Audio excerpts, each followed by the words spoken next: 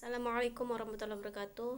Yang saya hormati Bapak dosen pengampu mata kuliah Entrepreneurship, Pak Syamsuddin Sirah MPD, dan teman-teman sekalian.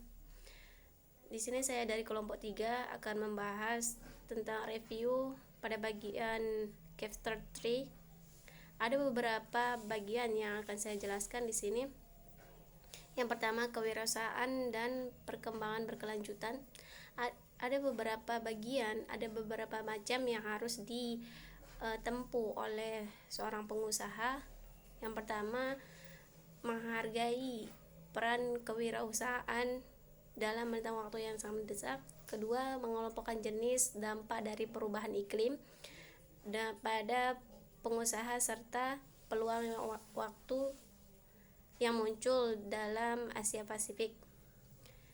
Ketiga, meninjau konsep-konsep penting dalam ekonomi perubahan iklim karena hal itu sangat berdampak pada kewirausahaan.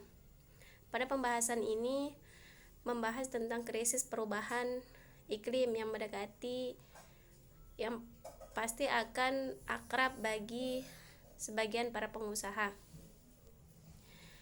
Yang kedua, kewirausahaan di masa krisis. Seperti yang dikatakan oleh Presiden Kennedy, yaitu krisis itu berarti bahaya dan kesempatan.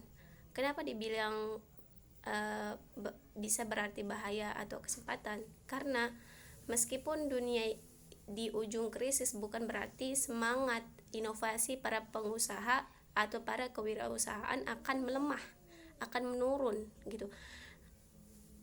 Di masa hidupnya, Kaufman Foundation mengatakan bahwa 50% perusahaan yang tumbuh cepat atau yang berkembang pesat pada masa krisis ekonomi dunia.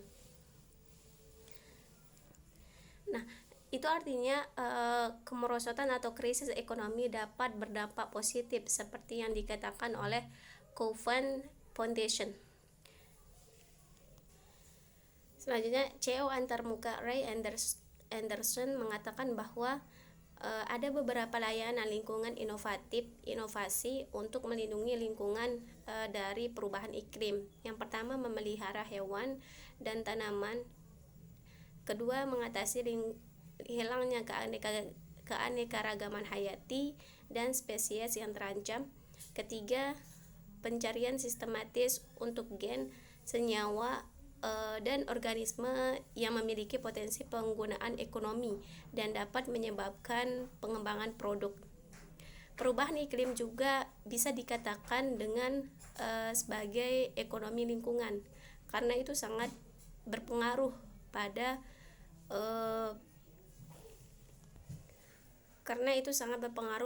perekonomian dunia.